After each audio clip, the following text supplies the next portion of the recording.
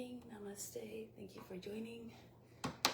So please practice according to your conditions, respect your limitations, think the practice is an offering, and that all beings are experiencing this through you.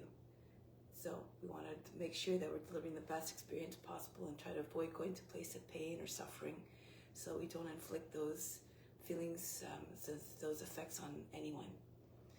So in this, please keep that in mind as you practice today.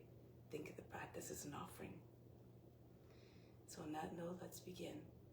Close the eyes and go within.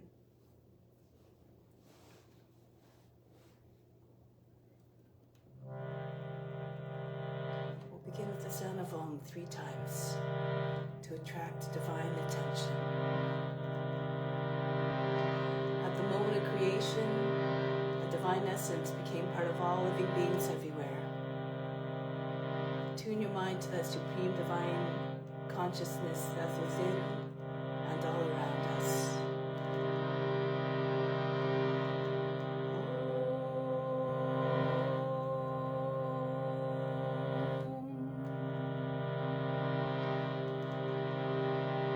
Fix your mind on that alone.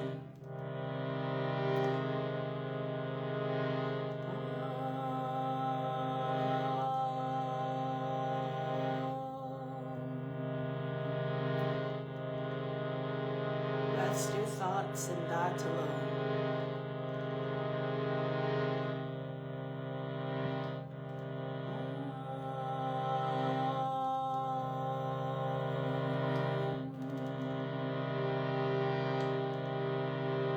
And in that you will live hereafter.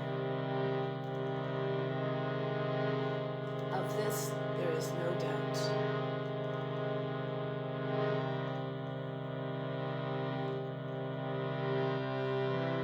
Shivaya mantra. I bow to the inner light. Induce calm response style. Om Namah Shivaya. Om Namah Shivaya. Om Namah Shivaya. Om Namah Shivaya. Your turn. Om Namah Shivaya. Om Namah Shivaya. Om Namah Shivaya.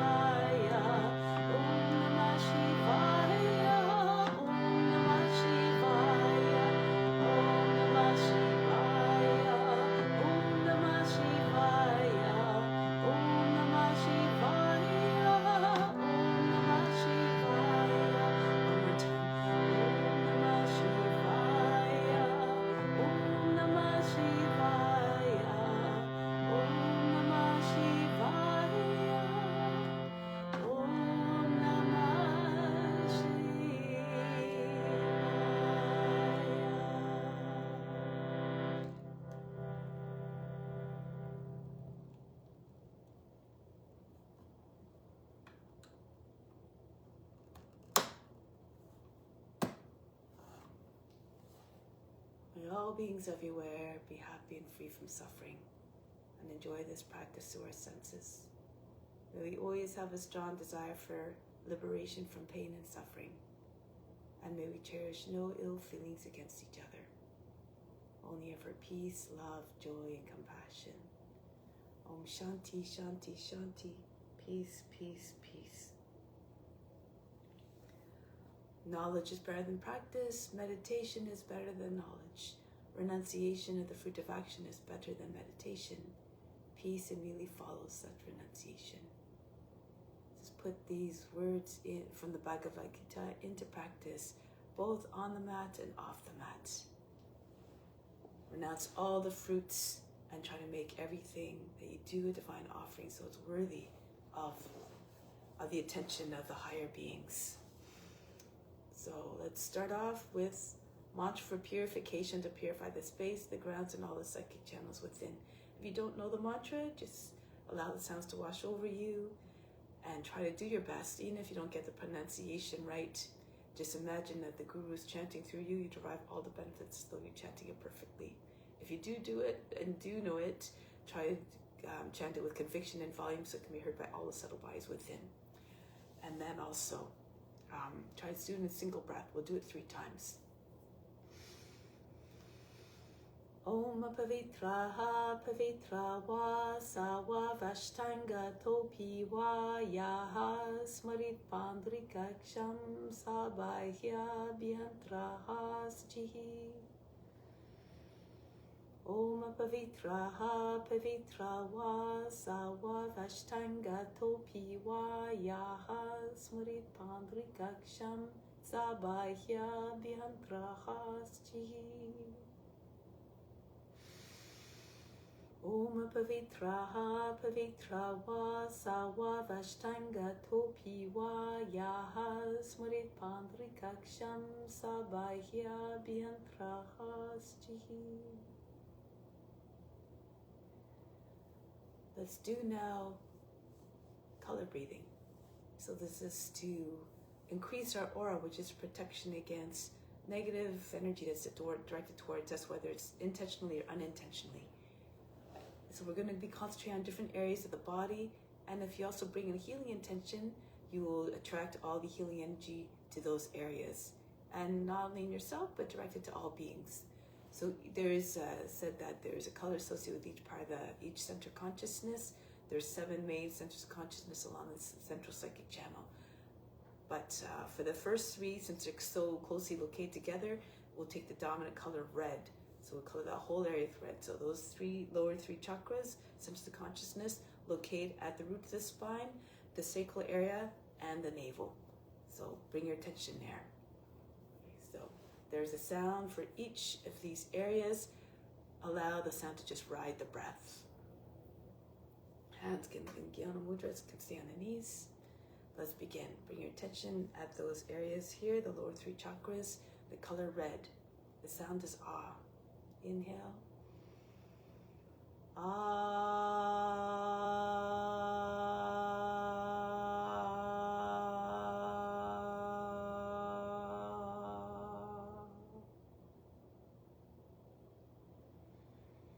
Now bring the attention to the heart. The color is green. And try to bring about physical, emotional, and spiritual healing to the heart. The sound is you, a little bit of a higher pitch this time. Inhale. You.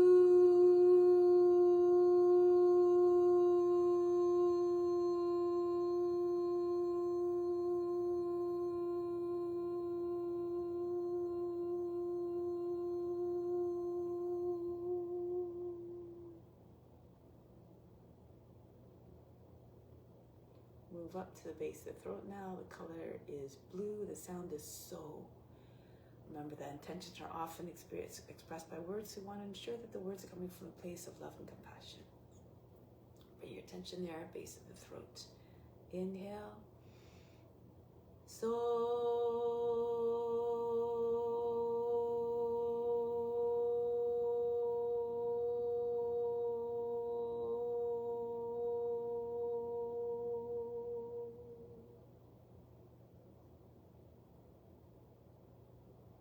Next, the sound is E at the center of the forebrow.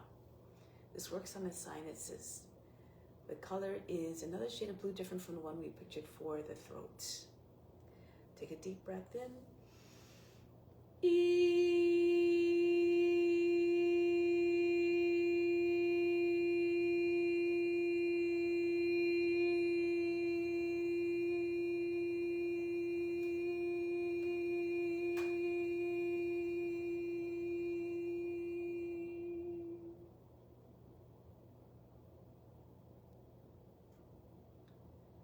Now keep your attention there at that same height, about the base of the brain, the center of the forebrow.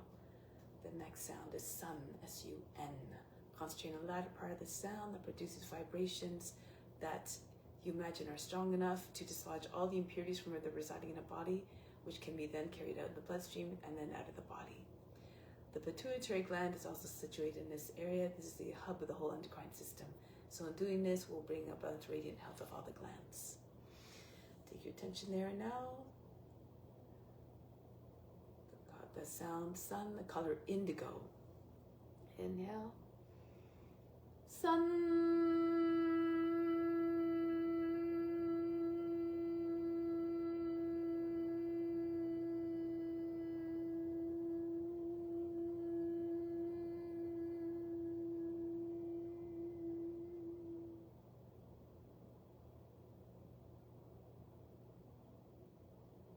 Finally, the crown.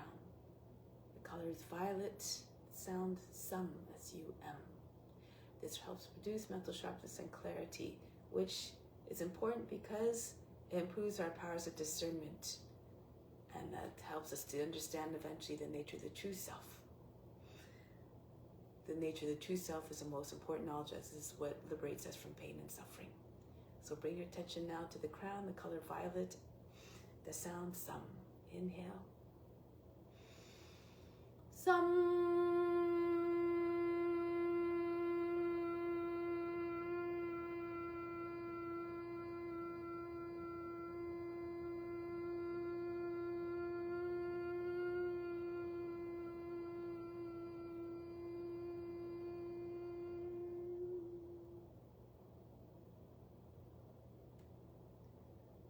Once you're done, you can just take a moment to observe the state of the body, the mind, and emotions.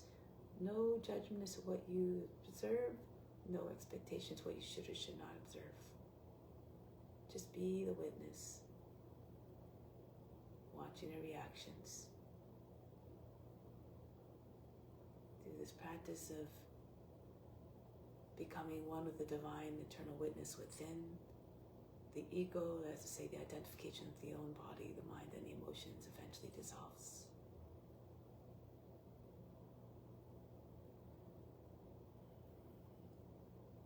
Now through the practice, we try to tap into the divine essence as within each and every form. There's an equal form, an equal portion of God within each and every being. So let's celebrate through the practice all the magnificent ways that God is present here with us, or whatever you believe in, that divine force that pervades all space. You can think of that. Just try to bring yourself into a state of reverence and awe for all that we are and all that all beings are.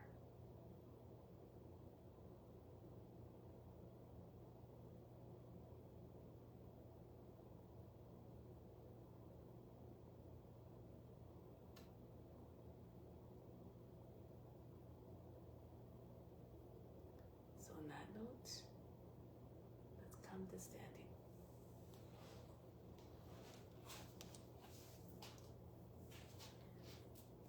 Okay, so we'll do a few standing breathing exercises just to help our visualization skills. The more visualization we have, the more we improves our imagination. The more imagination we have, the more we can realize and therefore share with others. So stand with your feet about a little bit more in hip width apart. First one, magnetic breathing. Bring your arms out to the side, the wrists loose, fingers dangling down.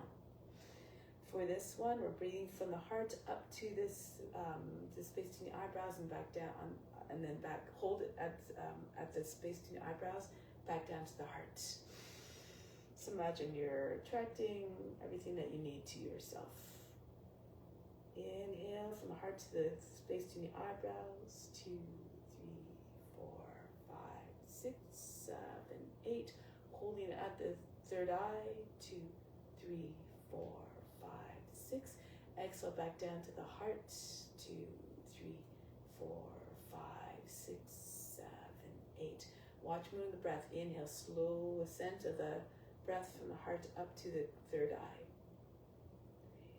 3, 4, 5, 6, 7, 8. Hold the attention in the breath at the third eye. 2, 3, 4, 5, 6. Exhale out to back down to the heart. 2, 3, 4, 5, 6, 7, 8. One more time. Inhale the breath up from the heart up to the space between the eyebrows. 5, 6, 7, 8. Keep it there in the space between the eyebrows, your attention. Exhale back down. 2, 3, 4. Stopping at the heart. 6, 7, 8. Bring the arms down now. Shake out the arms a little bit.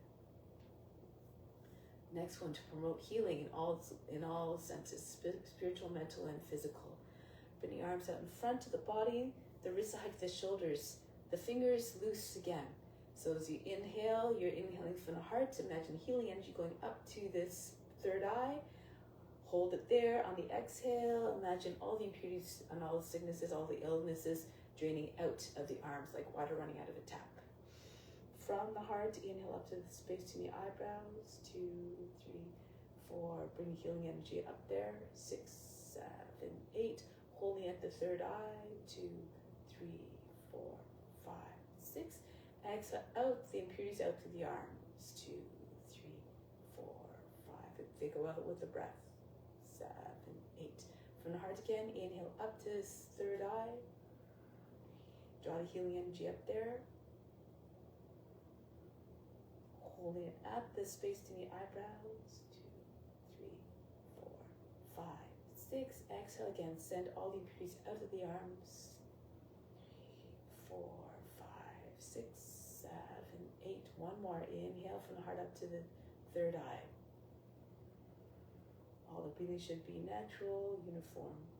Holding at the center of the forebrow. Exhale out to the arms. 2, 3, 4, 5, 6, 7, 8. Bring the arms down now. Shake it out. Good. So now let's continue with some warm-ups to prepare the body. Warm up the joints, hands on the hips, starting with the neck. Move the head from all the way around in circles. Try to see all the way around you. See if you can see the wall behind you. Ears to shoulders, the chin to the chest, the back of the head to the top of the back.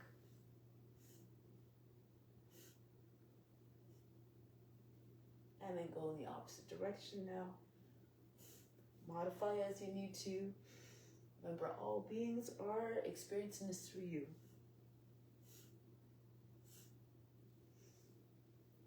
Now the right arm circles backwards, form large circles, move the arms quickly to heat up the joint. Make like you're winding up to throw a ball. Catch it at the top, throw it the other way, swing the opposite direction. You can imagine you're holding a weight of 5 pounds in the hands, make the arms swing more easily. Left arm, forward.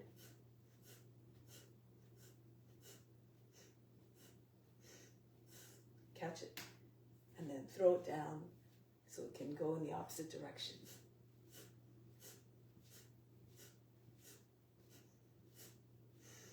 Bring both arms up over the head. Take hold of the opposite elbows, bend to the left. Stretch the whole right side of the body.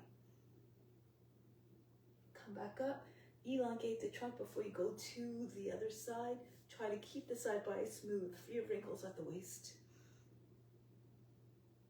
Come back up. Go to the other side. Pull on the elbows. Stretch. And come back up. Go to the right.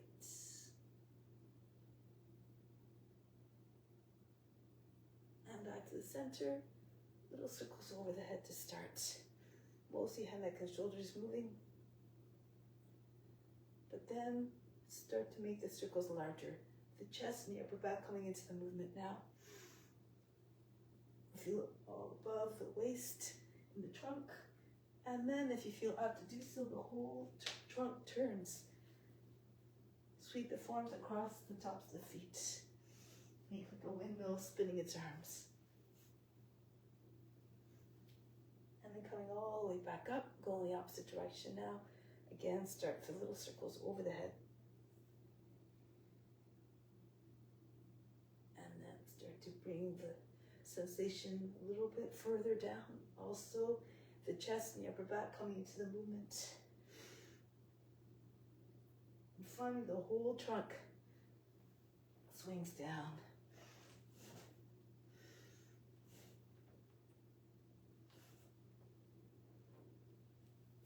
And then coming all the way back up.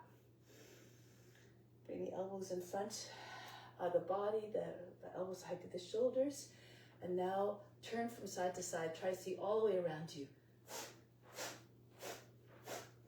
Twist.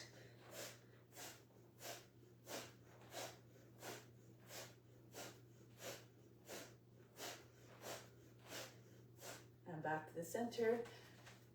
Shake out the hands. Move the hands very, very fast, like they're going to fly off the wrists at any moment. Up and down like the wings of a hummingbird. Again, so fast the fingertips disappear. Release the arms, continue to shake. The head flying in all directions. The arms like heavy ropes, hitting the body. Move the body, get the blood moving. And then from here, start to jump. Bounce if you'd rather. Lift the heels, but if you can, start to lift the feet up off the ground. And you start to get a little bit more height. Push out the roots of your toes. Get up as high as you can. Can you make complete circles as you're spinning? Maybe go the opposite direction now. Again, jump up really high. And now here, the feet, tap the balls of the feet very, very fast on the ground, like you're running on a spot as fast as you can. Like raindrops in a rainstorm. Very, very fast.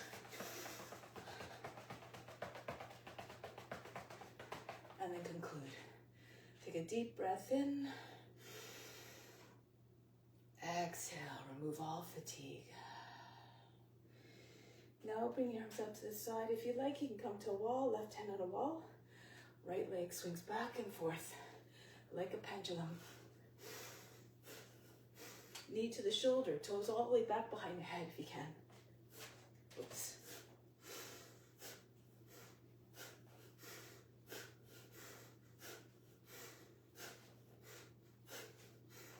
And then the other leg. Bend your toes back so you don't step on the ground.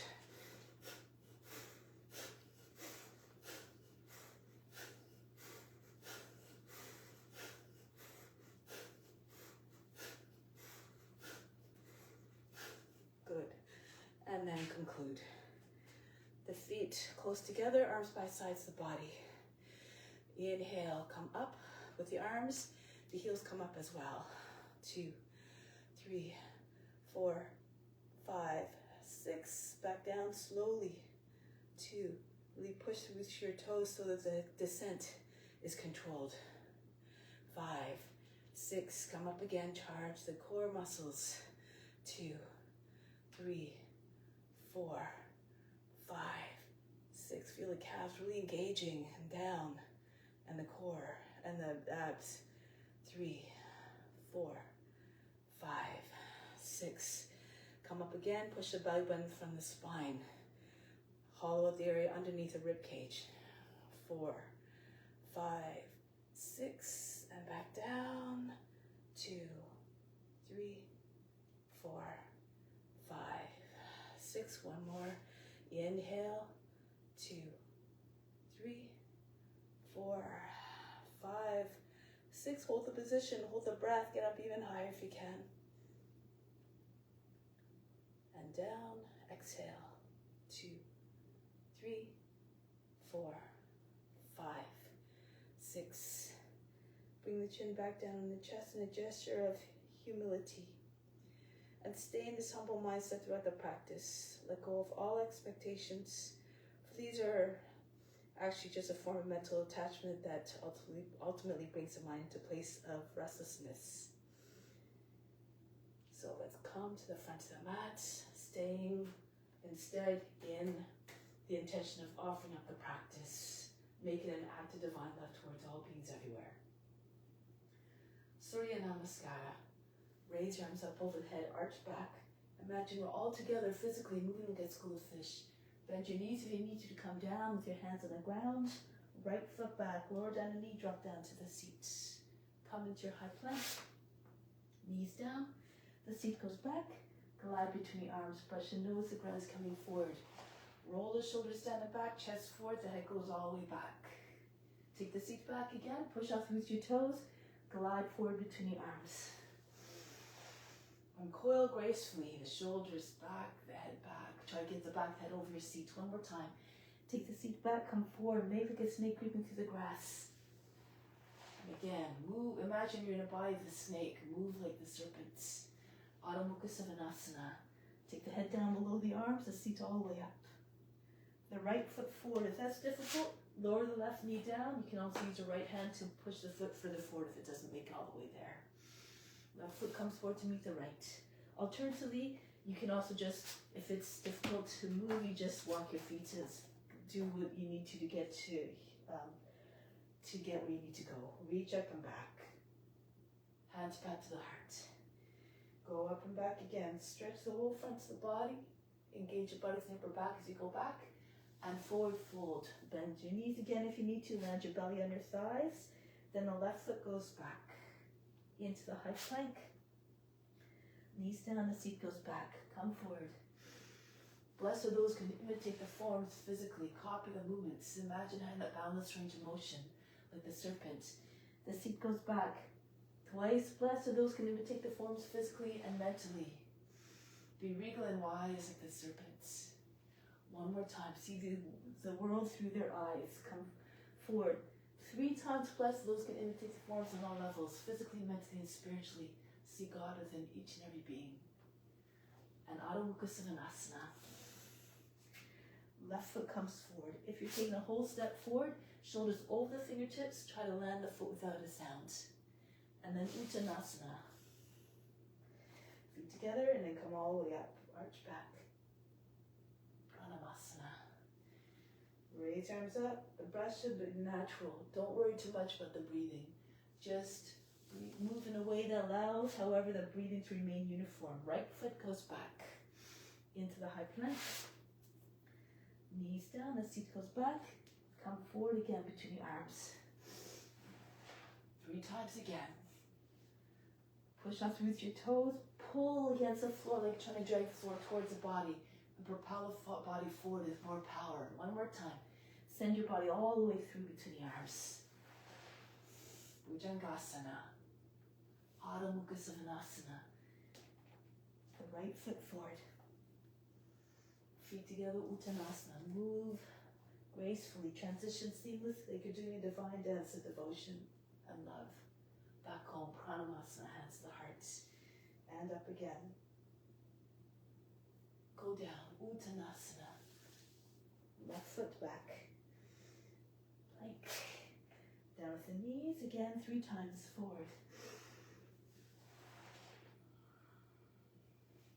Try to keep the mind always in the same temperament, unchanged, unbothered, unjudging, just like the witness, just watching everything.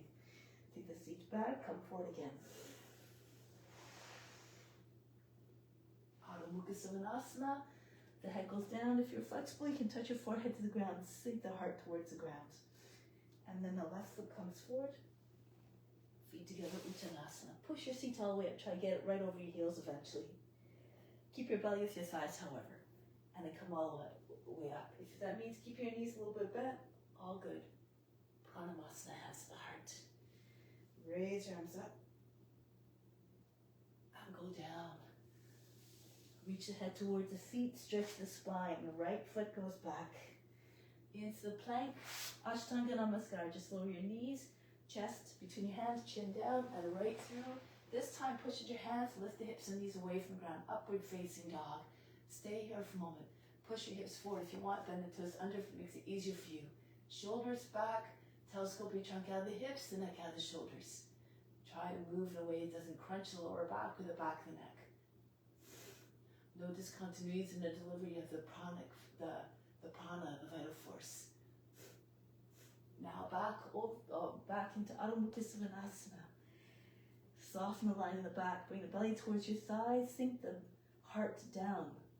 Melt it in every sense. Try to get your forehead again to the ground. Look like a dog stretching its back. The heels come down as well if you can. Now the right foot comes forward. Anjali-asana. Just warming up the body. Come all the way up. As Dharma says, move the joints every day or you end up in big trouble. Keep the body in a state of radiant health. Raise your arms up. Think of it as your vehicle that you can use to carry out your mission. Radiating your love and the knowledge, the important knowledge that frees us from suffering to all beings. Left foot back into plank. Knees, chest, forehead down, Ashtanga Namaskara. Through into your upward facing dog. This time upward to downward 3 times. Round your back, tuck your chin in, and then sink your heart. And come forward again. Working the shoulders here, working the core. Shoulders back, the chest all the way open, and then back the other way. And one more time, coming forward. Round your back as you're coming forward, then push your heart right through the center of the chest, and right through the center between the shoulder blades, and back down towards the ground. Lift the seat, try to get your head lower than the arms. Again, if you can, press the forehead to the ground. Look like a dog here. Think of the dog in this, the qualities of a dog, loyal to its master, be equally loyal to serving others through the practice. And now the left foot comes forward. Feet together, Uttanasana. And right up to stand. Reach up and back. Pranayama, hands to the heart. Go up and back. This time we add on. Bend your knees, your belly on your thighs. Join your hands if you can behind the back, otherwise keep them apart. Pull hands all the way up over your shoulders. If your legs are straight, the whole front of the body against your legs. The right foot goes back. Back knee down, sweep the arms up. Kapiyasana, push your lower back up and in, lift the chest and go back. And come back into your high plank. You do the same entry Ashtanga Namaskara. You can also do Chaturanga if you like. Lowering down above the ground, just about an inch or so.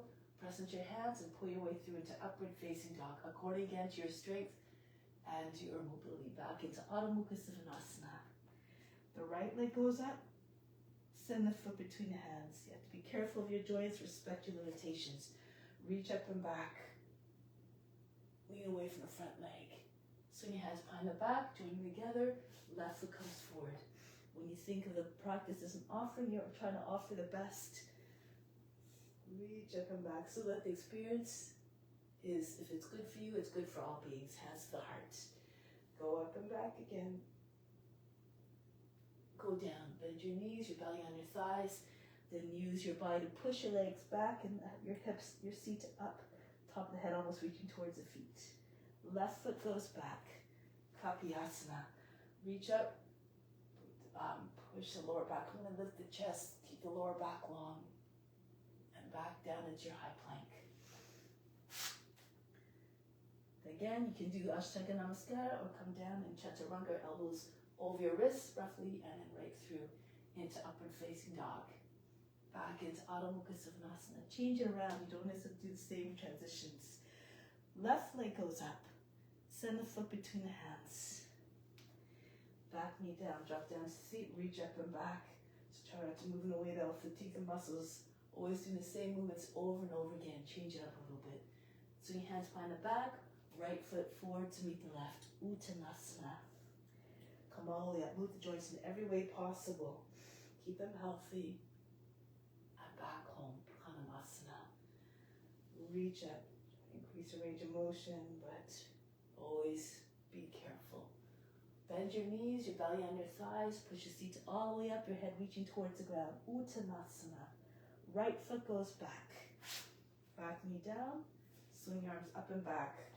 Imagine your arms start at the hips. You're pulling your torso further by the hips. Elongate the trunk. So again, you don't form a big kink across the lower back or the back of the neck. Into your high plank. You can do any of those transitions. If you want to yet another one, bring your seats back. Come forward. Push your elbows inside the body. You have to turn the fingers out. Push the roots to your toes. So as you're doing this, the body's not touching the ground. You're hovering the whole way through. Back into Adho Mukha Svanasana. Right leg goes up. Send the foot between the hands. Back knee down, drop down seat, reach up and back. Stretch. And swing your hands behind the back. Join the feet together. Left foot forward to meet the right. Uttanasana. And come right up. Look at the shape of the poses. Try to figure out what it's trying to express. They all deliver certain powers. Reach up and back with the heart open, the eyes up. Adjust your devotion and surrendering to the divine grace. Your head down towards the ground, an expression of humility. Left foot goes back. Back knee down, reach up and back. Telescope your trunk out of the hips. And back down. Imagine your shapeshifter moving between the forms effortlessly. Take the seats back again if you like.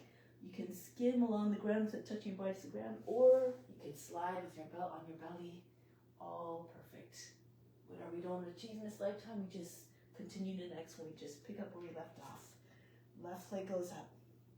Send the foot between the hands. Try to go as far as you can, however, in this life, with the intent of attaining self-realization. Reach up and back. Swing your hands behind the back. Hold the breath as you bring the right foot forward so that the landing of the foot is smooth. No jerks, no big heavy thumps on the ground. Uttanasana.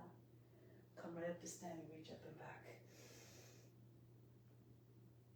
And back home, Pranayama. Take pause here for a moment. From the heart, inhale the love from the heart up to the space in the eyebrows.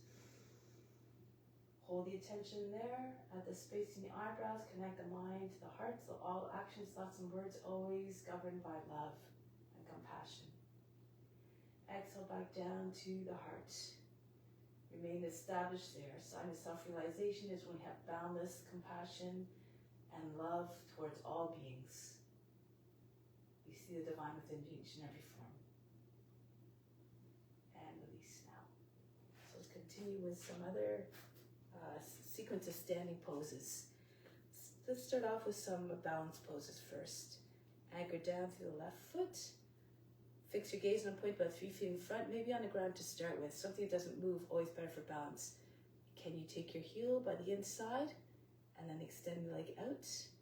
If you don't have too much flexibility, you can hold on with your knee. If you have trouble balancing, bring your back against the wall or bring your left hand on the wall. More flexible, foot comes up higher. Lean a little bit to your left. Could be like a ballet dancer, magnificent, graceful, and poised.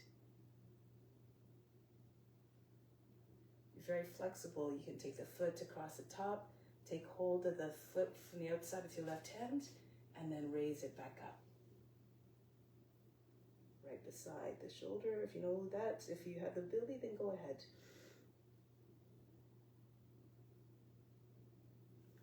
Now from here, release the foot. Let's go right into diving eagle. Bend your left knee. Tilt the body downwards so your head's about the height of the knee. Your right foot stays way up there though. When you swing it back, it comes higher than hip if possible. Arms out to the side like a soaring eagle. At any point you lose your balance, just bring your fingers on the ground. Now see if you can curve your back a little bit. Bring your chin forward. See if you can give your right foot even higher. Point the toes to make it look pretty. Press into your left foot. Let's see if you can come right back. Don't move your gaze too quickly. Otherwise you might lose your balance. Come back up. And break the pose. Bring the foot back down. So whatever happens, just dance with it. Be unconcerned. Just do your best. Anchor down to the right foot. Again, take your gaze, fix your gaze on a point in front, about 3 feet in front, and raise the left leg up. Flex your foot a little bit, sometimes that helps with balance. When you flex your foot, push the base of the toes, it engages all the muscles all throughout the leg. Again, if you have flexibility, you can take the foot across the front, take the right hand to the foot, reach across the front of the foot, and take hold of the other edge of the foot. If you have that, go ahead. Modify as you need to again. Now from here, release the foot, lean to your right a little bit, and incline the body downwards. Bend your right knee so you can land your belly on your thigh. The head about the height of the knee, your left foot goes all the way up to the limit. You have to visualize an eagle gliding through the air, and you become what you see in your imagination. One with the form. Now press into your right foot. again, moving very slow. Try to fix on a point. And then raise your leg up again, ballet pose.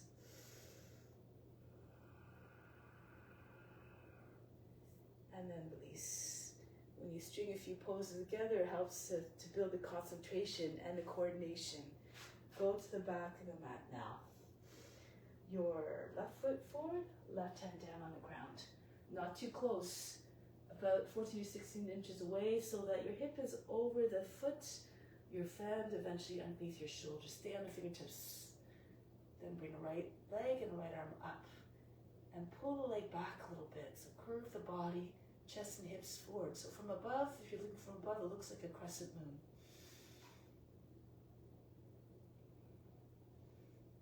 Now, if you can, take the foot with your right hand. If you can't find it easily, bend your left knee to anchor the left foot down. Bring your right knee right into your body, like you're doing a tuck.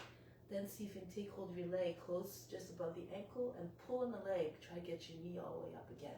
Open up the hip. Push the foot if you can away from your seat as well.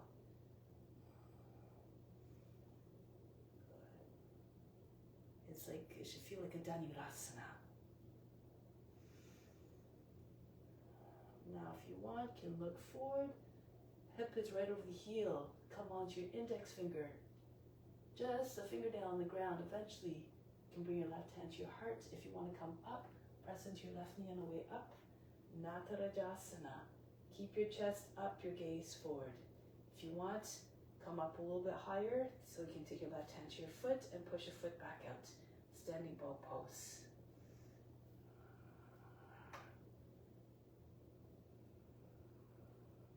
And then break the pose. Bring the right foot back in and break the pose. Try it on the other side now. Move the back of the mat. Right foot forward. Come down with your right hand. Stay on the fingertips. 10 points of pressure is better than just one flat hand. Okay, so lift the left leg. Open up to your left. Try to get your shoulders and your hips one in the same line, one on top of the other. Bring your left foot back a little bit. Chest forward. Curve your body a little bit. Get your left foot all the way up. And from here, like down. See if you can take hold of your foot. Again, if you can't reach it, you can also do this on your knee, by the way, if you're having trouble opening up, if you can't reach the ground with your hand. So you bring your left knee in towards your body, anchor the right foot down by bending the right knee, and then as you pull on your foot, and your knee comes all the way up and your hip opens, you can straighten out your right leg again. See if you can push your foot away from you. You have to pull on the leg a little bit and do like a bow pose. Hips forward, chest forward. And if you want to keep going, look forward. See if you can get your, all but just the index finger up off the ground. Hold the breath if you want to take your hand on the heart, or press into your right knee. Hold your breath as you come up into Natarajasana. This form, or stand upright, take your right hand to your leg as well, and push your foot again away from your body. So with constant practice, you learn all sorts of tricks to move more efficiently into the poses. On the way, you might fall, whatever, just keep trying. It's the effort that's most important, not the results. Release. Now break, charge the body. Turn the palms forward, close the eyes. Inhale, imagine the best coming in from all directions, through the body, up the spine to the ground. Exhale, send it everywhere throughout your body. Good. Now hummingbird. Bend your knees. You can start with your fingertips, index fingers on the ground. So it's all levels here. Again, choose one that is suitable for you. Right foot back, see if you can get your knee all the way up. Keep your belly with your thigh. Your head is close about the height of the knee again. If you can, take your fingertips away from the ground, from the shoulders, maybe all the way up over your head.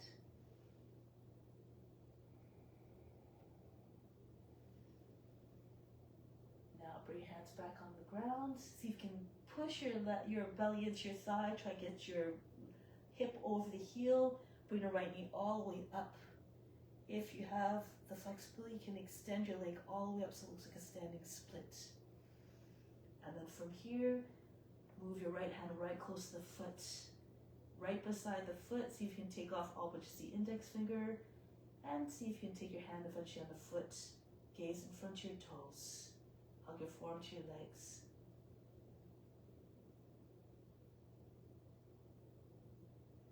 Now bring hands on either side of the foot, close to the foot, not way out here. Okay, close to your foot. This helps to work the core. Bend your right leg again. Bend the toes back. And start to lift the heel, pulse up and down. Try to get your shoulders over your fingertips. Build more weight forward over your hands. You can keep doing this. If you feel confident, push into your hands and then push off with your toes. You can take a few jumps. Swing up a little bit. You come to a wall if you like. Some of you be able to stay in your hand. Stand on your hands. Look a little bit in front of your hands. You can extend your legs if you like as well. Whatever you like to do. Come to a wall if you need to. Make sure your hands are not too far apart, just underneath your shoulders, wrists in the same line as your shoulders.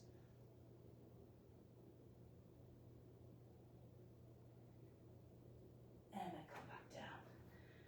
From here, roll your way up. So one thing to remember is when you start to jump, if you're jumping, sometimes your feet starts to go back, your foot goes back all the way here, then you have to jump more, and that's when you tend to maybe jump too hard and you go to the other side, you land on your back or whatever. So you want to try to control the jumps.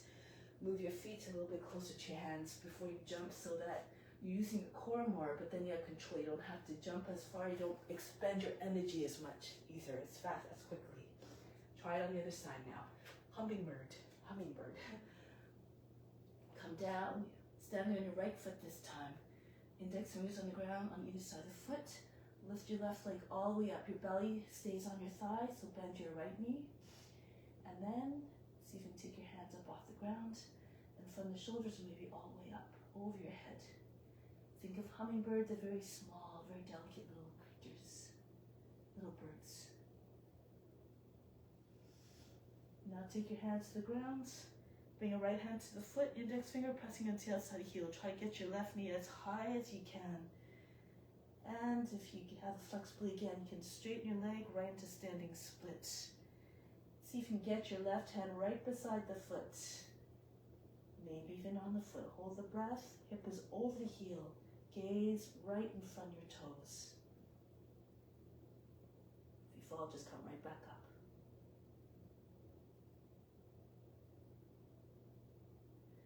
Now again, hands on each side of the foot.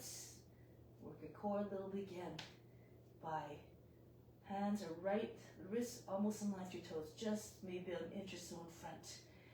And then push up and down. Press to the base of your toes as well. Push the foot that's up and back behind your back.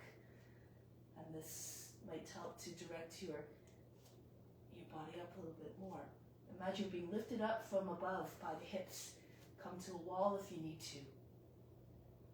Bring your foot at the height of the wall or on a seat of the chair. Without you try to pull the heel away from the wall. So keep on trying, even if you just jump. This helps to warm up the body, still straighten your wrists. Keep your legs bent, especially at the beginning, so it keeps it a little bit easier to stay in the pose. Push to the base of your toes the whole time.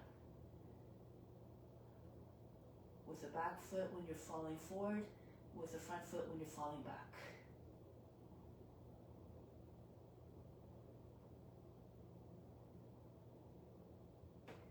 And come back down. From here, hang like a ragdoll for a moment. Breathe in, breathe out, let go of all fatigue. Slowly roll your way back up. Charge the body, turn the palms forward, close the eyes. Inhale, imagine lights of every color coming in from all directions. Up the legs, up the arms, up the spine to the crown. Use your imagination. Exhale, send it everywhere throughout your being and out to all beings. Radiate your light outwards to all beings. So now return to the long edge of the mat. Just that. So, from here, turn to the right, fingers in line with your elbows. step or jump your feet apart. Your feet should be wide, about the width of the hands. Left foot turns forward, Virabhadrasana. Ensure that the lines are straight, representative of the warrior's straight and true character, always steadfast in their duty. Try to get your knee over the two middle toes, make sure it's not popping in or dropping inwards. Reach out to the fingertips, lean into it a little bit. If you're more flexible, go a little bit lower. Virabhadrasana, turn to the front. If you can't turn your right hip, bring the right foot out a little bit to the right so that you have more about hip width distance between your feet. Reach up, look in your hands, either together, hands or apart, no matter. What we're expressing here, though, is the devotion of the warrior, the most remarkable trait of the warrior. Right into Parivrita Paskanasana. So turn on the back foot, lift the heel, the right arm goes up, go to the outside of your leg, the left leg with the right arm. The left hand pushes into your right. I'm doing it this way so you can see. So your hand comes onto your left hand comes onto the right. They start the shoulder bit. As you push down and raise your body up, the belly clears the thigh, the center of the chest comes behind your thumbs. And turn the left shoulder all the way back, turn the face and chest up. If you're losing your balance, you can bring the right knee down. Underneath the hip, the leg should look box bending toes under the back foot so you can still stay balanced. Good. Lift the chest, turn all the way. If you have a bind, go ahead, push your seat back. Bend your fingers in towards your wrist, and then turn more to your left so you can get your right arm underneath your leg more easily. Left hand goes over your back, turn your hands underneath your belly. Again, you can do it with your knee on the ground or with your knee up. You have more space for the arm to go underneath. Try it this way too. Find your own tricks, as Dharma says.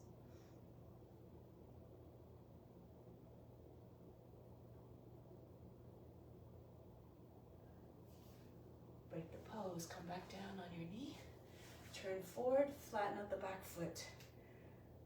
If you have shoulder issues, you can keep your hands on your knee, push your lower back up and in, and push your body away from your front leg. Keep your lower back long and lifted. If you can, however, arms go up. Ears and elbows together. Reach back. Try to get your index fingers over the back toes. Make the pose an offering. An expression of the utmost surrender to the divine grace. From the side. Smooth curve from the toes all the way to the fingertips. If you're flexible, you can try to bend your arms back. Keep your seat low so that you can bring, when your foot comes up, you might be able to find the floor more easily without losing your balance. Or you can take your foot, bring your right knee out to the right a little bit, bring your foot up. See if you can get it close to the foot, close to your shoulder, lean towards the foot a little bit. Bring your foot, if you can't get a quick foot in the arm, bring the fingers up towards your ear, and then your left arm goes behind to your head, and then you can find your hands a little bit more easily. Push your foot away from your shoulder so there's no kinks in the line of the arms, like a swan's neck. If you don't have quite the bind, you can either keep your arm bent or arm extended, Kuntasana.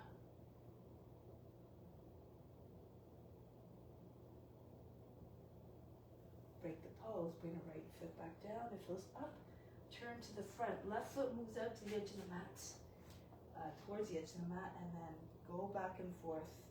Try to get your knee further back so that when it comes down again, more of the thigh is closer, maybe right on the ground. If your hips are low enough, fall on your right forearm, roll back to your left. Both sides of your hips equally close to the ground.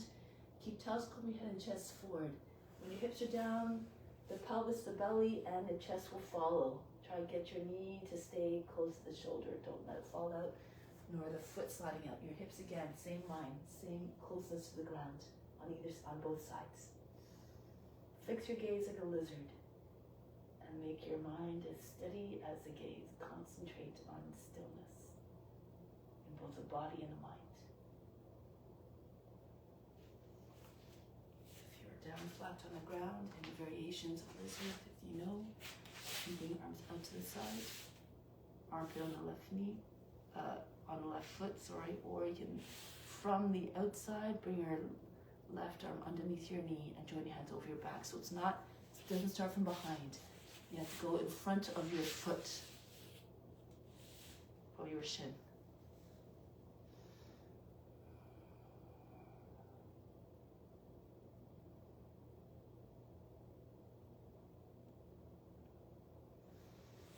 Break the pose, come back. From here, push your seat back, out of Hanumanasana. Lift your toes up, bring your belly on your front side, your hip and your knee in the same line, not all the way back here and not forward like this. So try to get your hip and your knee in the same line. Bring your left foot in if you need, your right foot in if you need to the left. Rest your belly on your thigh if you can. Try to get your heart beyond your knee. Your cheek comes the inside of the shin perhaps as well.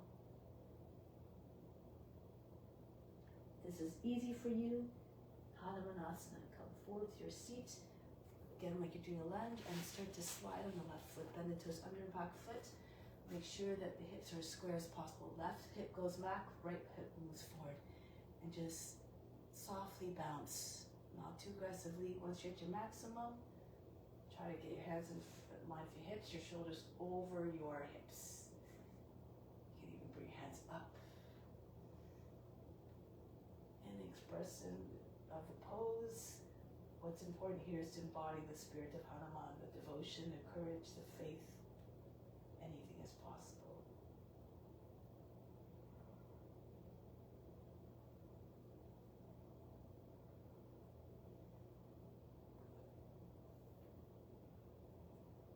From here, break the pose. Press into your fingertips.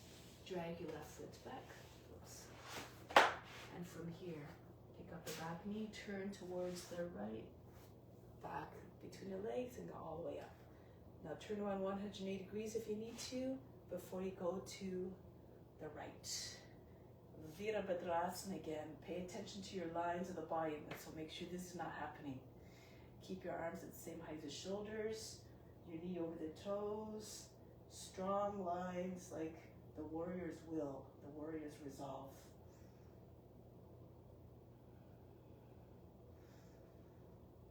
Left arm comes up, enter the consciousness of what you are representing. Again, your left foot can move out a little bit. If you can't, if you're like this, you want to have your chest more square, hips in the same line. Reach up.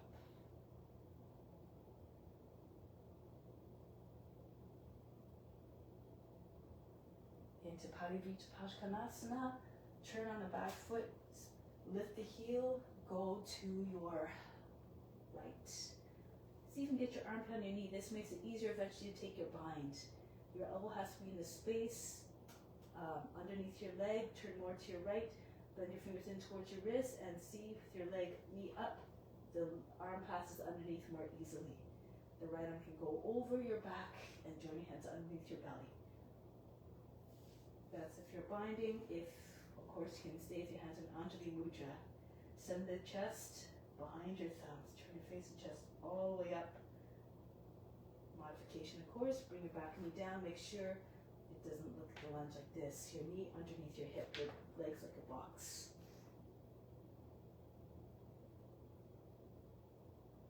Wherever you are is perfect. Just try your best. Every once in a while, just try the different variations. Especially if you've been doing the pose for a long time, one variation.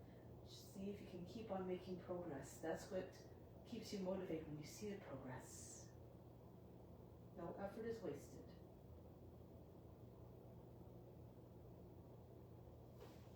And then return. Back knee down, flatten out the toes, push your seat all the way forward. Lean away from the leg, Kapiyasana. Arms up if you can.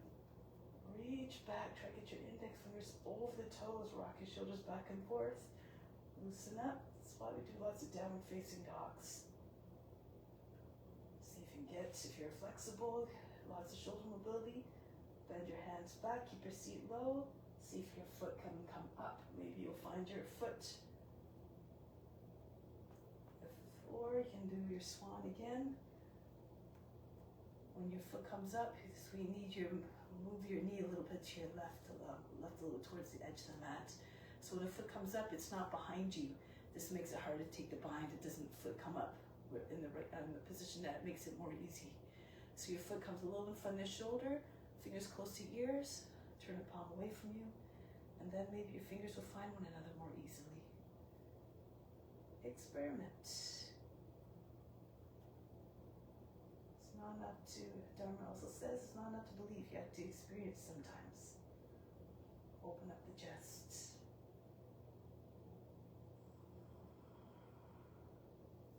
Now break the pose, pull your foot in towards your seat for your shoulder, and then let it down. If you have it up,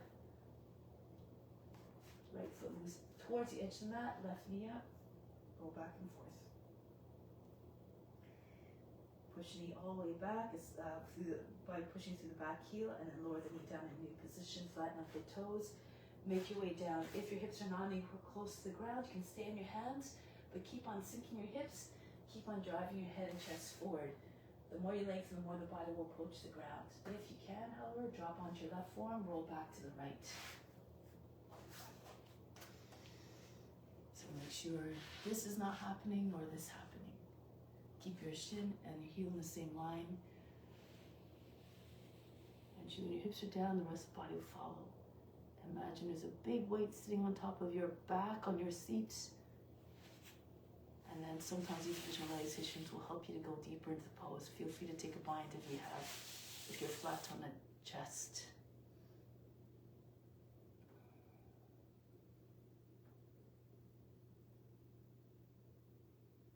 Try to get your back lower than the knee.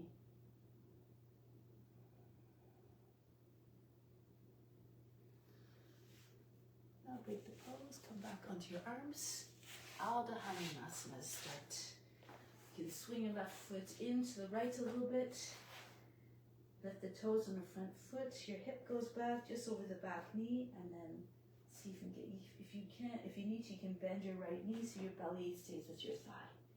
Try to move your heart beyond your knee. Rest your cheek on the inside of the right shin. And again, if this is too easy, Hanumanasana. Swing your left foot back in line with your knee and start to slide forward. Try to find a balance. Don't go too hard, too aggressively. Don't go to a place of pain or suffering again. If you can go into the full pose, then you can do your expressions of your pose. Any variation. Reflects, again, the devotion, the courage, the faith.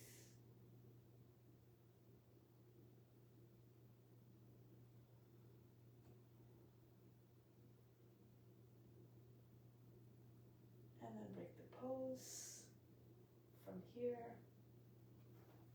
lean forward, bring the right foot backwards, just sit in the Supta Virasana. So if you have any knee issues, you can even place a cushion behind your knees. Sit up higher. Sit on your heels and just move your hands back as far as you can. If you're able to, you don't have any knee issues, you can just open up your feet, sit between your heels and come down on your back. Or if you can, go all the way down. Or you stop anywhere along the way, on the forearms perhaps. Maybe eventually if you're on your back, you can take hold of your opposite elbows as well. Thighs stay together. This is to soften the knees. Take a deep breath in. Exhale, let everything sink down. Feel the belly button falling right through the body, right into the ground.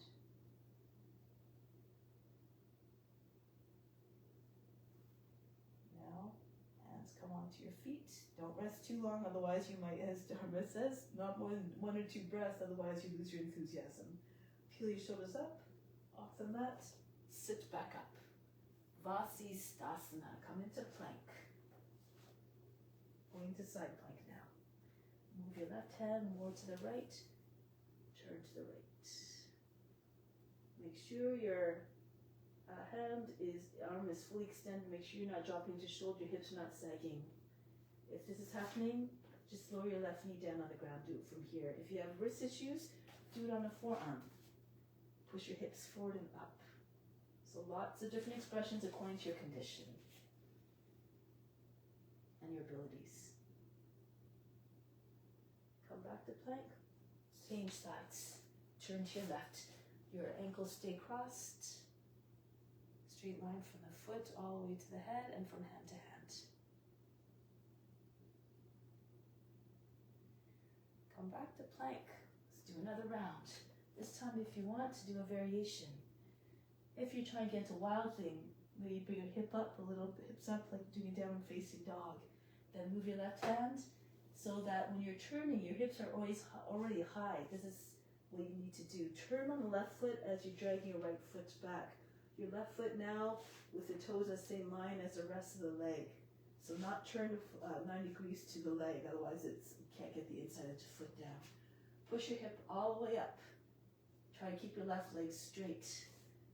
And then this gives you a little bit more stability to see if you can take your right foot up off the ground. If you can, bring your knee up. Try to keep it close to midline, not way out here. Otherwise, again, this pulls you down. Bring your knee close in towards your belly. Maybe slide your hand up to the foot. And soon you'll have the foot.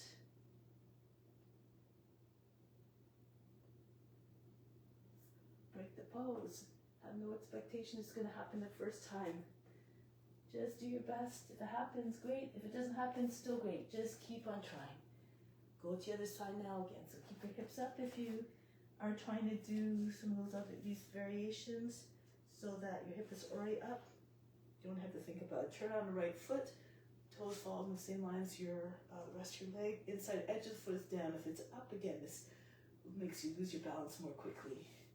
Bring your left foot close to your right leg as you raise it up. And if you still have the balance, you take hold of the knee.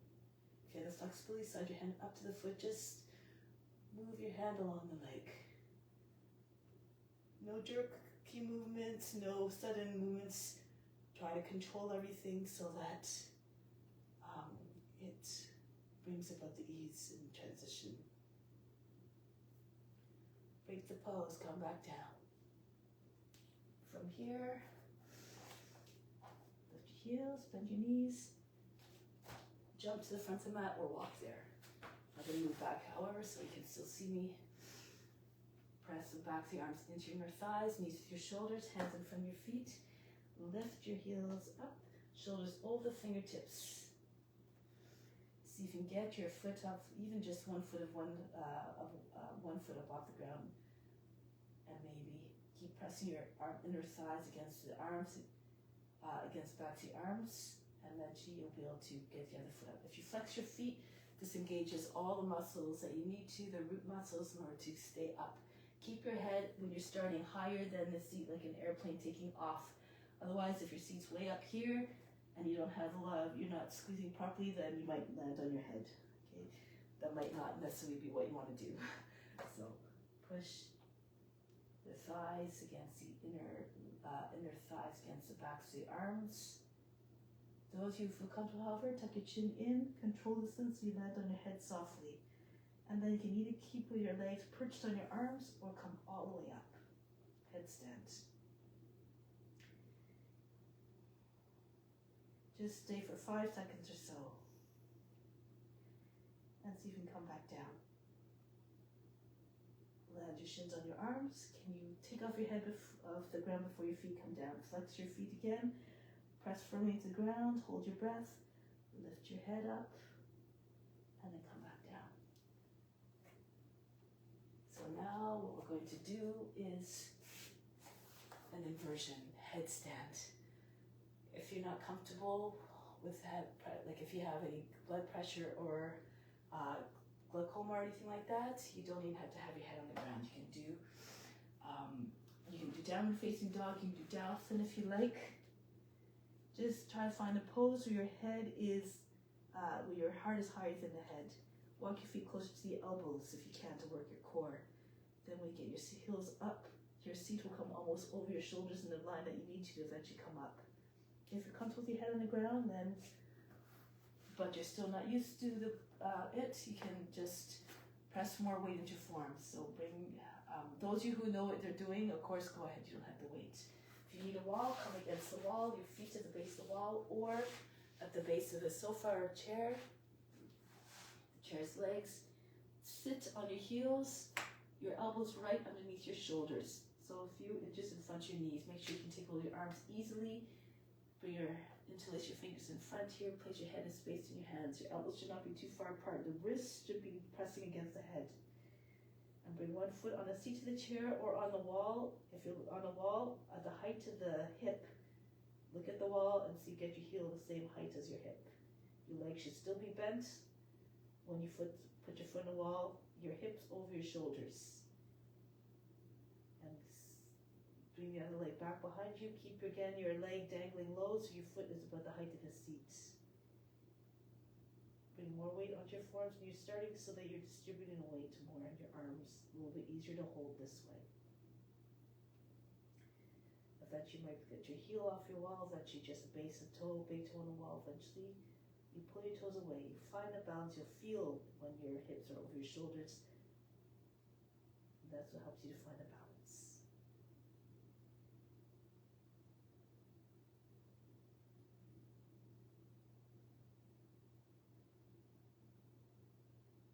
You can, if you know what you're doing, you can now do whatever you want. You can stay in the pose, you can come into lotus if you like.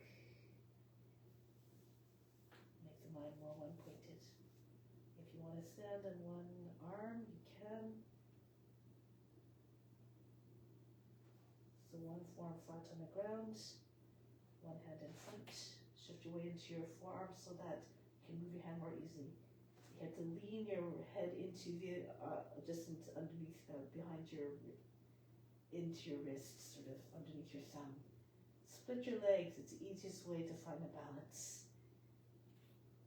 And then, so you can take off all but just the index finger, and then just on the fingernail, keep leaning to the arm that's supporting you, and then eventually, so you can take your finger even up off the ground for a moment. That you be able to stay.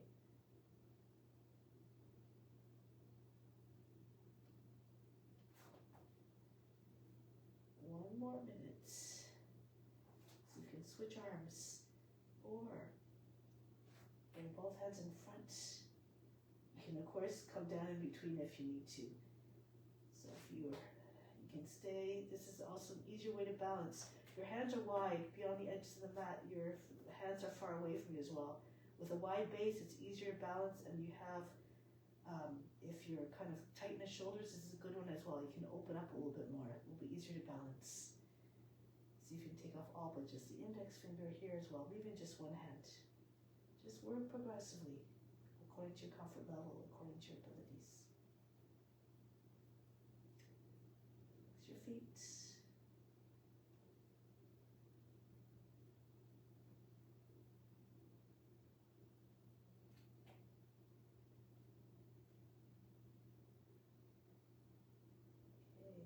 Now, start to make your way down.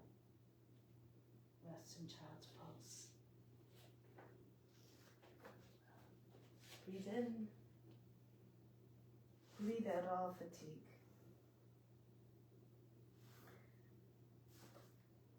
The arms go in front, slide between your arms, Bhujangasana.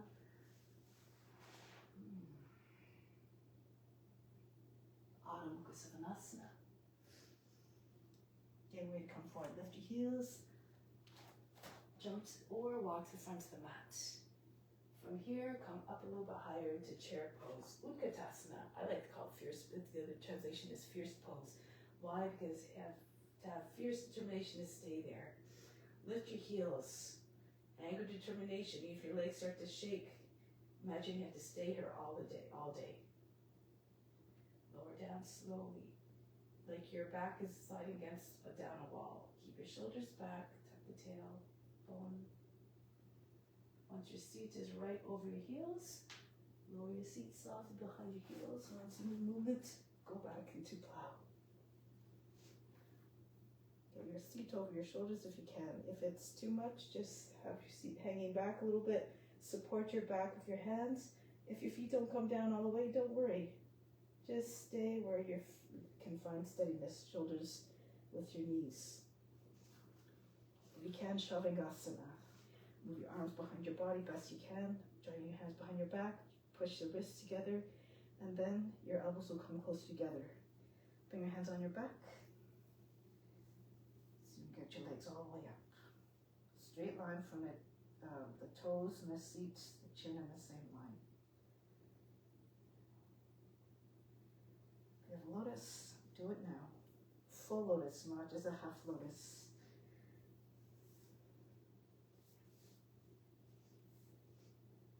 If you have a lotus, also try to get your knees higher than your shoulders, your hips.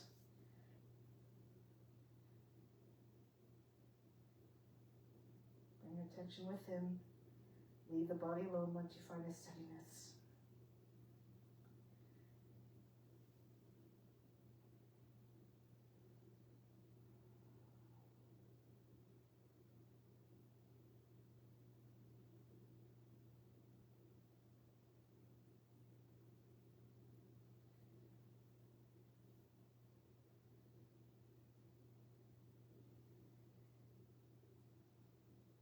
Now into either Pindasana if you have a lotus, if you have the wrap, if you can bind, you can wrap your arms around the outside of your legs, join your hands underneath your seat if you have the lotus. If not, come into plow pose again. Feet behind the head, any version. You can do a variation. You can take your legs, keep them straight, or drop your knees on the other side of the head. Use your knees to close off the ears, close the eyes, withdraw from the sense objects. Close the sense organs, the eyes and the ears. Remain in a way that you're not distracted by the sense objects.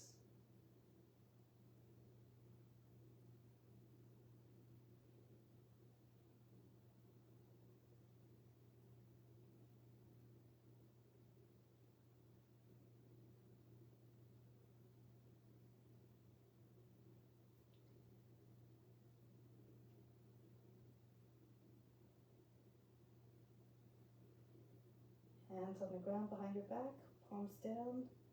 Or you can hold the other edges of the mat. That might be easier. You're trying to come down slowly with your back first so you don't land the big crash landing. As you come down closer and closer, your hands move closer together, your palms still facing down, your thumb tips touching, your index fingers touching. Eventually your seat lands on your wrists. Keep lowering your legs down slowly, stop halfway. And once you're there, hold the position. Lift your back up off the ground if you can, so your body looks like a little check mark. Bring your elbows closer in. Push your chest all the way up. Top of the head comes to the ground. You can either stay here or bring your legs all the way down. Also flying fish option. Bring your hands out from underneath, your hands together in front of your legs at the same angle as your legs. Now breathe very fast to the nose like a sniffing dog.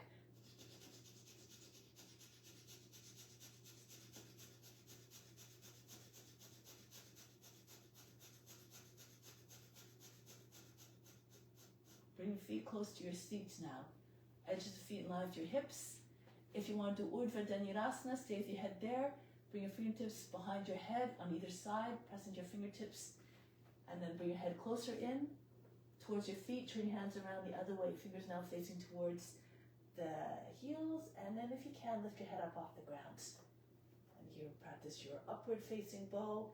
If that's not, if you don't have the shoulders or the strength to do the pose, just come into bridge pose. Slide your head back down, lift your seat, make sure that your chest is high as possible, close to your chin, your knees behind your toes. Try to get your shins very straight and vertical. This will get your chest up higher. So again, stay here, bring your hands to your back, your seat if you need to, or wrap them around your hips. So your heels or palms underneath your seat. If you can, raise your left leg up, bring your knee in towards your chest, and bring your leg up. You can do this from Urdhva Dhanurasana too, of course. Bring your hands close to your feet. You can even lift off all but just the index fingers on the right hand. Come on your index finger. Maybe take your hand right up off the ground eventually. Now come back down. See if lift your other leg, bang your right knee right into your chest and up. You can do this from your bridge pose again. Support your hips with your hands. And if you want again, if you're in Urdhva Dhanurasana, see if you can bring your left hand into finger stand and eventually take just all the fingers off except for the index finger. And see if you can take your hand up off the ground, even just for a moment.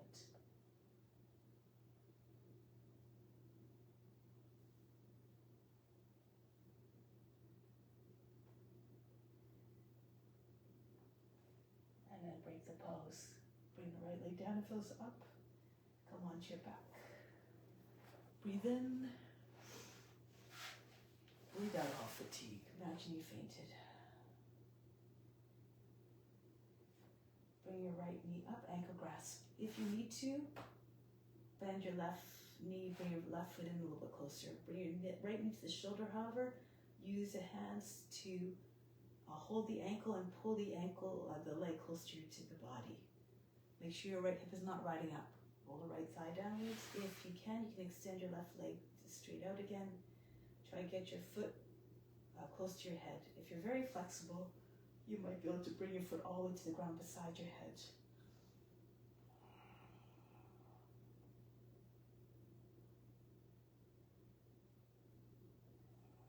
Now into half happy baby pose. Take all the outer edge of the foot. Bring your knee down right underneath your arm, in the armpit. And you can fold the leg across the chest if you like an upside down pigeon. Bring it to the crook of the arm, left arm if you can. Right elbow just underneath your knee, and bring your leg right onto your chest. So you can get your heel in the same line as your knee across the chest. If you push the foot a little more to your left, you might feel it more in your glutes, your right side. And then come back to half happy baby pose. If you can, bring your right arm over the back of the leg, so your back of the shoulder is pressing into the underside of the knee. Slip your hand underneath your seat, right side. You can see if you can make your way into getting your foot behind the head. So bring your left knee in, right close to your shoulder. You have to wiggle a little bit. Try to get your push into the back of the right knee so the knee comes close to the ear. Push the foot further back. You have to push into your hand, lift your back up off the ground as much as you can, so that your foot doesn't have to go as far. Your foot can get your shoulders up higher, tuck your chin in, pull the foot towards the left, and then the leg might go behind the head. All these little things working together. Not important in any case, just do your best.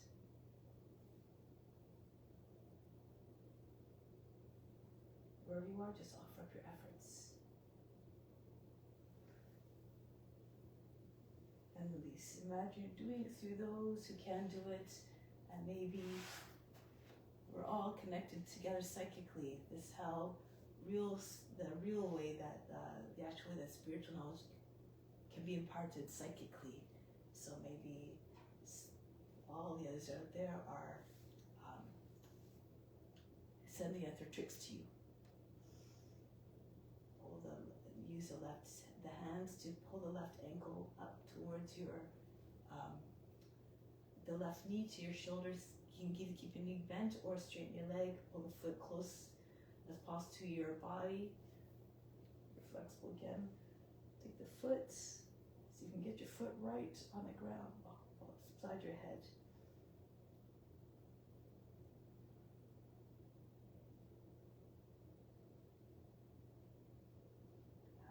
Happy baby pose. Bring your knee down underneath your arm. The shin is straight and vertical, heel over your back of the knee. You can stay there or bring your leg across the chest into an upside down pigeon, holding a foot with your hand or in the crook of the right arm, left elbow just underneath your knee, and pull the leg right onto your chest. All these are preparations to open up the hip. So you can get eventually your leg behind your head if you want to try it. So your foot comes back to half baby pose. Bring your arm across the front of the leg now. Back of the shoulder pressing the back of the knee. And again, you have to push into your hand, lift your back as shoulders up off the mat as much as you can. Bring your right knee in, right to the shoulder, wiggle a little bit, try to get your knee close to your shoulder, closer to your ear actually, and see if you can pull your foot to your right. If you lift your shoulders up, your foot can go, pull the foot, you might be able to get your foot right behind your head.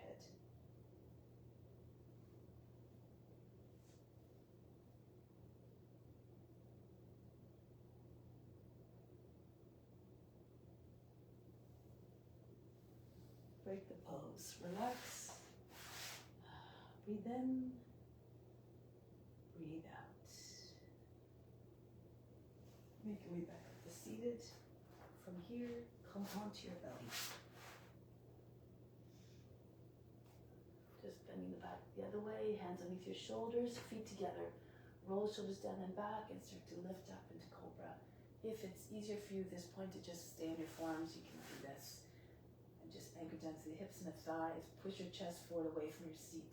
So again, you're not creating a big crunch across the back, lower back. Eventually you might be able to press into your hands and lift your elbows up. Bring your head back. Don't lose your neck. Keep your shoulders down. And eventually walk your hands closer and closer. Pause each time. Push your chest forward away from your seat before you come up higher. And then again, move closer and closer with your hands. Don't do it all at once. Don't just jerk your body into the pose. Gradually, like a snake moving. They're very graceful, methodical in their movements. Imitate their movements. If you can, bring your hands, come onto your fingertips right in front of your hips. Open up your legs. Bring your feet up. Your hips, thighs should stay on the ground. Thighs on the ground. Imagine holding socks behind your knees. Point your toes. Maybe you can get your toes to your head.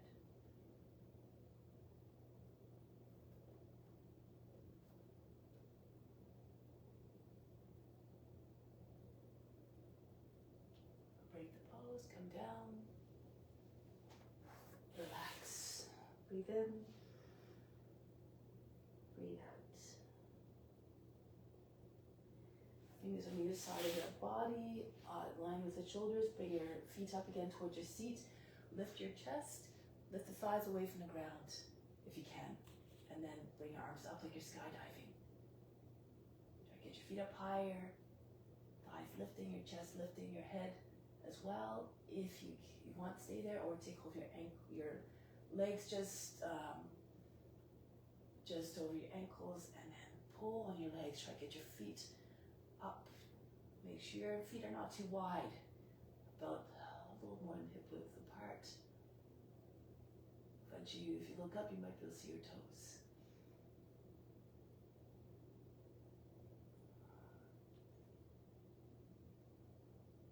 Offer up the pose.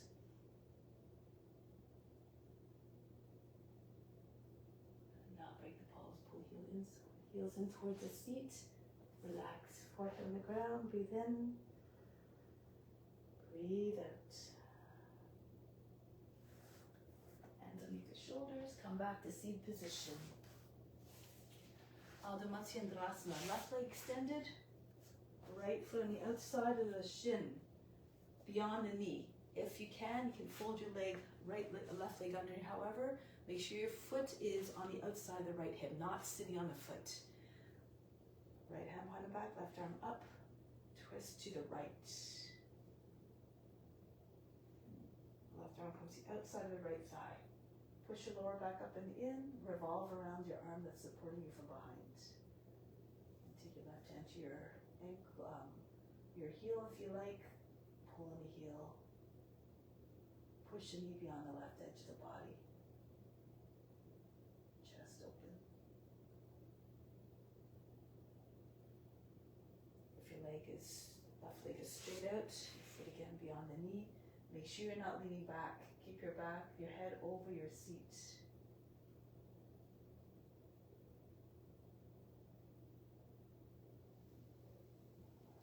Unwind, go to the other side. With your right leg extended or bent, no matter. Push your lower back up and in as you inhale, get up tall and straight, and exhale, the left.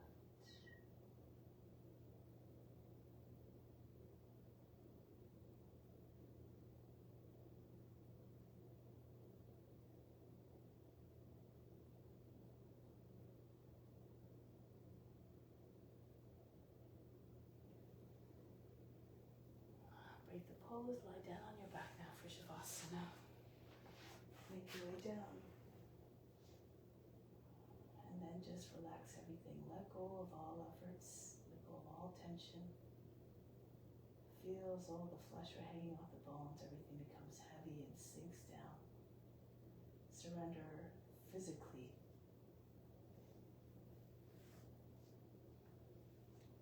Soften everywhere. All the muscles.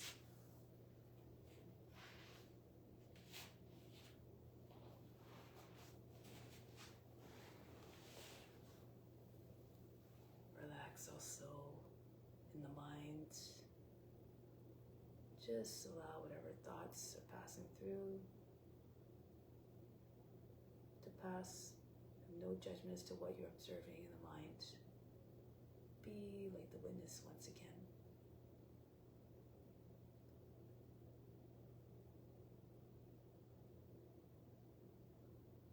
If you can stay in this mindset always, you lose your identification of the body, the mind, and the emotions. Merge with the divine.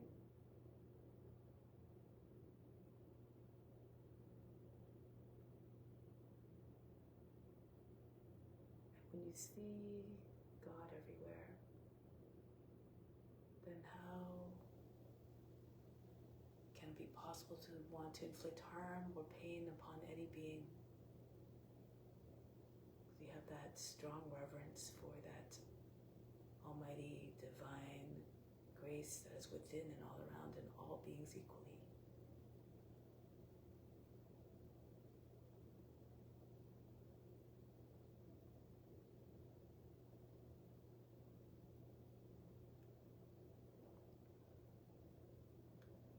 Try to remember that in your day-to-day lives and all your interactions. Continue to see all beings as divine manifestations. Have reverence and respect and love for all beings equally, not just your family, friends, and pets.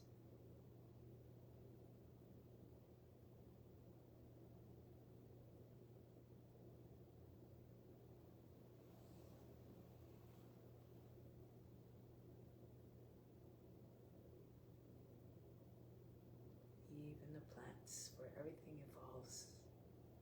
We had the chance to experience everything on the way to self-realization. So be grateful for all those forms, because they all help us in some way. We're all connected, all of the same source. So with that in mind, we come back to seat position so we can continue to keep that mindset in our day-to-day lives and all our interactions. Come back to seated position now.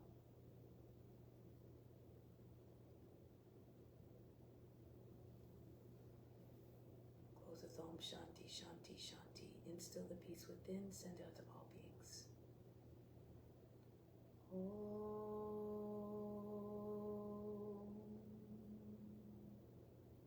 Shanti, Shanti, Shanti. Be receptive to the grace of God. All is within. Namaste. Thank you so much for joining. Much love. We'll see you soon.